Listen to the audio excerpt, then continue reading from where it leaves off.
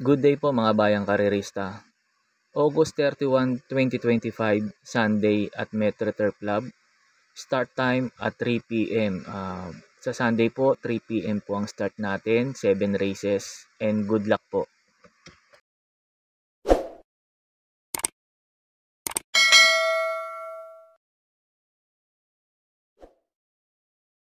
Start na po tayo. Race number 1. Ito sa mga nagtitipid. Pwedeng soloin to numero Gis, Don Lucas.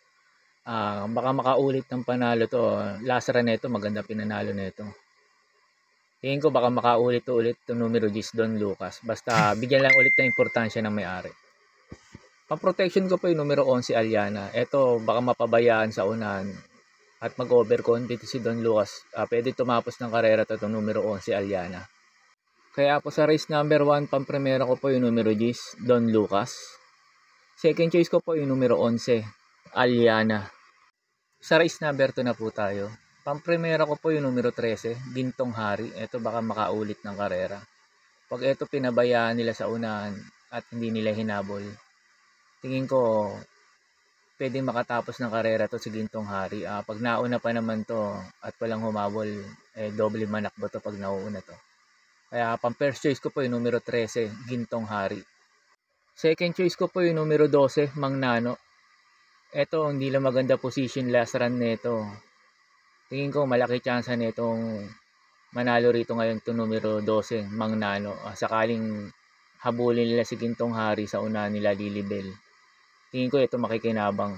Nasasabay naman kaagad ito si Mang Nano. Kaya tingin ko malaki rin chance nitong manalo rito itong numero 12, Mang Nano. Third choice ko po yung galing sa panalo, yung Frosty Raven. Ito sakali ring maghabulan, dito rin papabor din dito. Tingin ko pwedeng rumimating ngayon dito to. Itong numero 7 yung Frosty Raven baka makaulit din ng panalo. Kaya po sa race number 2, pang-primera ko po yung numero 13, Gintong Hari. Second choice ko po yung numero 12, Mang Nano. Third choice ko po yung numero 7, Frosty Raven. Sa race number 3 na po tayo. Tingin ko po dito sa race number 3, 2-horse race between 1 and 1A saka yung Axis Division. Pipili na lang tayo ng isa para makatipid po tayo. Isa't isa na to. Napili ko yung numero 7, Axis Division. Mas pinili ni JB Bakay ito kaysa kay Gable. Tingin ko malaki chance na itong manalo ngayon dito. At lalo na't walang gaanong mabilis. Tapos maganda pa position niya nasa labas. Tingin ko iuna na kaagad to. Pag ito nauna at walang humabol, tingin ko po malaki chance na ito makatapos na karera. Ang makakalaban na rin nito yung Gable na rin dito. Pwede na rin pang-forecast. Kaya po sa race number 3, numero 7, Axis Deviation, para po sa akin. Susuluin ko na po to. Sa race number 4 na po tayo. Pang-primera ko po yung magaling sa 1,400. 2A Birchstone. Ito maganda lang isalida. Tingin ko malaki chance na itong manalo rito. Itong numero 2, 2A Birchstone. Second choice ko na rin po yung numero 8, Andiamo Aperansi. Ito wala nang gaano yung mga kalaban niya na malalakas. Tingin ko baka manalo na ulit dito to. Itong numero 8, Andiamo Aperansi. Pandihado ko po yung numero 11, Caligan. Kaya po sa race number 4, pang-primera ko po yung numero 2, Perfect Delight, 2A Birchstone. Second choice ko po yung numero 8, Andiamo Aperansi. Third choice ko po na pandihado yung numero 11, Caligan.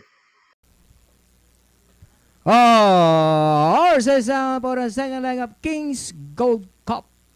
Moving up now, Dissolve, Sherbet, Fountain on the outside, Longevity, running by the rail is Manila de Bay, Dissolve on the outside, Sherbet, Fountain, and in fourth comes Ace of Diamonds, Barati in fifth, then followed by Counter Attack, running by the rail is Longevity, now moving up is Ace of Diamonds, grabs the lead over Dissolve, and in third comes Manila de Bay, Sherbet, Fountain on the outside port, Barati in fifth, Counter Attack in 6-7, Longevity, Crusading comes next, and it's still Ace of Diamonds enjoying a length lead, Sherbet, Fountain out to take second, Barati now on the outside third, Dissolve, Manila de Bay, here comes Counter Attack, Longevity and Crusading, but Ace of Diamonds, still the leader by about 2 lengths. Sherbet Fountain, Barati now on the outside as the field turns for Roma. Ace of Diamonds, Barati, Sherbet Fountain is running by Rala.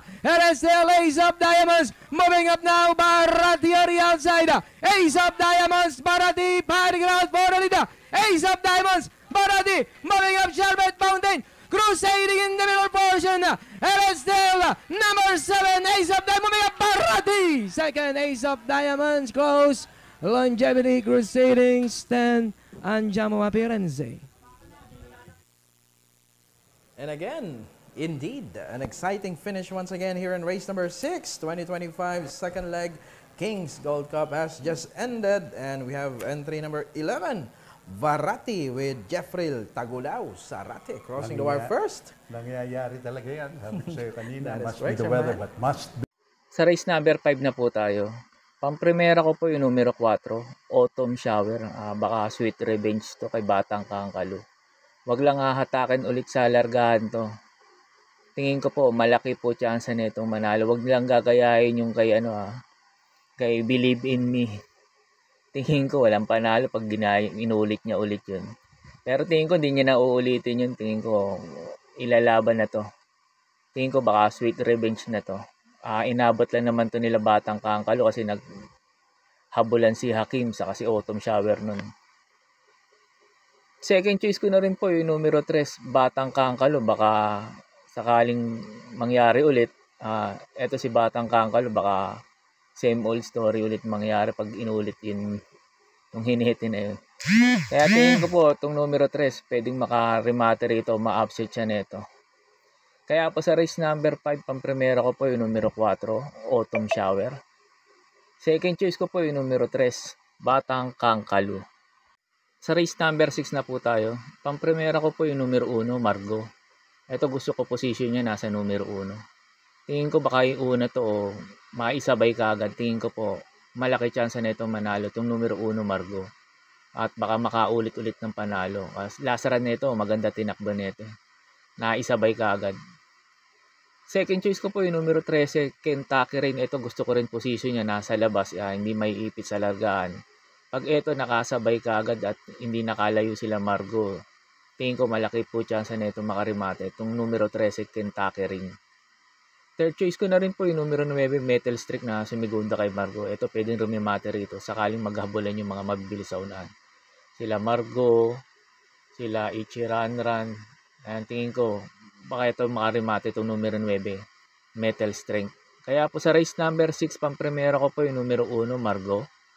Second choice ko po yung numero 13, Kentucky Rain. Third choice ko po yung numero 9, Metal Strength. Sa last race na po tayo, sa race number 7. Bago nga po pala ako magbigay ng info ko dito sa last race, makikiusap ulit po sana ako sa inyo na sana po mag-subscribe po kayo sa YouTube channel ko. At pakitap na rin po yung notification bell para updated kayo tuwing mag-upload ako ng mga infos at videos ko. Arnel Racing Tips, maraming salamat po.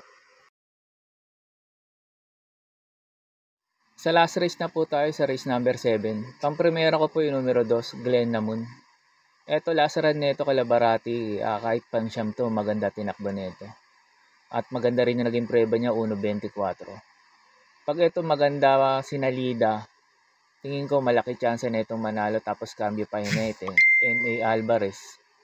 Tingin ko baka mag-umento pa tong kabayo na to. Kaya pang-primera ko po to, numero 2, Glennamun. Second choice ko, pa-protection ko, sakaling hindi maganda itakbo ni Glennamun at salida. Itong numero 7, Del Campo. Last run ni Del Campo, kala Redfield, Mercero to, maganda rin tinakbo nito. Tingin ko ito pwedeng umupset kay Glennamun, itong numero 7, Del Campo. Kaya po sa last race, pang-primera ko po yung numero 2, Glennamun. Pang-protection ko po yung numero 7, Del Campo. Yun lang po, and good luck, and happy racing po mga bayang karerista. Pagkatapos nga po pala nito yung mga pa-shoutout nyo po. May pa-shoutout po si Sir Marcelo Agkawili. Pinapa-shoutout niya si Mar Agkawili from Ottawa, Canada. Sir Mar Agkawili ng Ottawa, Canada. Shoutout po sa inyo, sir, at maraming salamat po. May pa-shoutout po si Sir Erickson Victoria. Pinapa-shoutout niya si Major Ermi J. Rosol na nasa Campo Crame na ngayon, at sa tito niyang si Ernesto Valenzuela na naka-assign ngayon sa Baguio. Shoutout po Sir Major Ermi J. Rosol at Sir Ernesto Valenzuela. Shoutout po sa inyo. At kay Sir Erickson Victoria, shoutout din sa iyo, sir, at maraming salamat. Shoutout po sa inyo, Sir Emmanuel Abanes. Shoutout po, Sir Emmanuel Abanes, at maraming salamat po. May pa-shoutout po ulit si Sir Ramon Carpio. Pinapa-shoutout niya lagi yung kumpare niyang si Tirso Espiel. Sir Tirso Espiel, shoutout po sa inyo. At Sir Ramon Carpio, shoutout din sa iyo, at maraming salamat. Shoutout po sa inyo, Madam Jesusa Bella. Shoutout po, Madam Jesusa Bella, at maraming salamat po. May pa-shoutout po si Sir Edgar Paredes. Pinapa-shoutout niya yung si Gary Boy ng Dimaranas ng Almeda, Tayuman. Sir Gary Boy ng Dimaranan ng Almeda, Tayuman, shoutout po sa inyo. Sir Edgar Paredes, shoutout din sa iyo, at maraming salamat.